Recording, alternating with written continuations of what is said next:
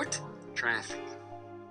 Yeah, that's right. You're gonna walk a beat downtown. You're gonna walk a beat downtown. It's done. I can't do No, it. it's done. Really? The only thing I had to be proud of in my life was being a detective. That was all I had.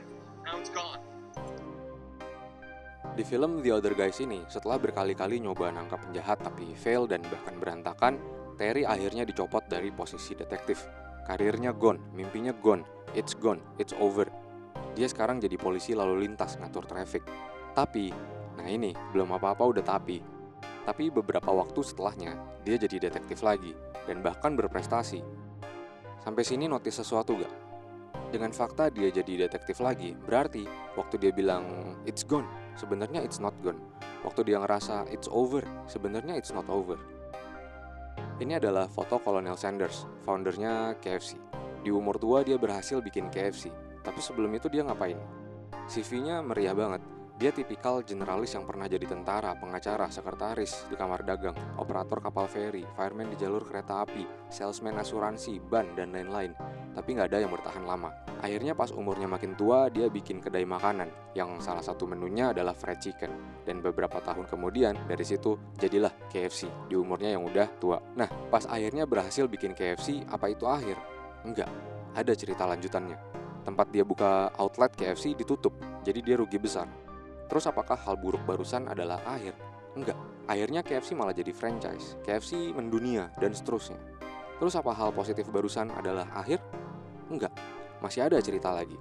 Ada possibility lain yang jadi realita. Apa tuh? Dia akhirnya bukan lagi pemilik dan founder, tapi cuman founder, karena dia ngejual kepemilikannya. Oke, terus apa itu akhir? Enggak juga, setelah bukan lagi pemilik, dia bahkan pernah nuntut KFC, perusahaan yang dia bangun dari nol, dan cerita-cerita lainnya.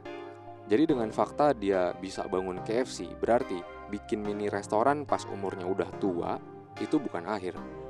Terus dengan fakta dia akhirnya ngejual KFC, berarti akhirnya berhasil ngebangun KFC pun bukan akhir. Jadi selama dia masih hidup, apapun itu yang dia alamin, itu bukan akhir. Apple. Excuse me? The fruit of creation. Apple. That is so much better than phaser beam computers. That's naming it after a Apple. fruit. Apple computer. Tahun 76, Jobs dan Wozniak bikin Apple Computer. Jobs di perusahaan menjabat sebagai CEO, lalu perusahaan membesar, board makin banyak, kepentingan makin banyak, lalu tahun 85 dia dipecat. Tau lah ya gue mau nanya apa? Apa itu akhir? Ya, jawabannya enggak. Dia akhirnya diajak balik lagi ke Apple tahun 97 buat ngelanjutin visinya, ngeluarin Apple dari jurang bangkrut, bahkan sampai ngelahirin MacBook, iPod, iPhone. Terus apa itu akhir? Nah, kali ini jawabannya iya. It's over, it's the end. Setelah berhasil balik ke Apple jadi CEO, dia emang gak pernah dipecat lagi. Dia gak pernah dipecat lagi karena akhirnya dia meninggal. Udah gak bisa apa-apa lagi dia.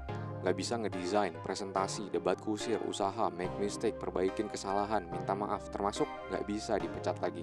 Semua opportunity, possibility, chances, hope yang semuanya itu ada di dalam waktu dan durasi hidupnya udah gak ada.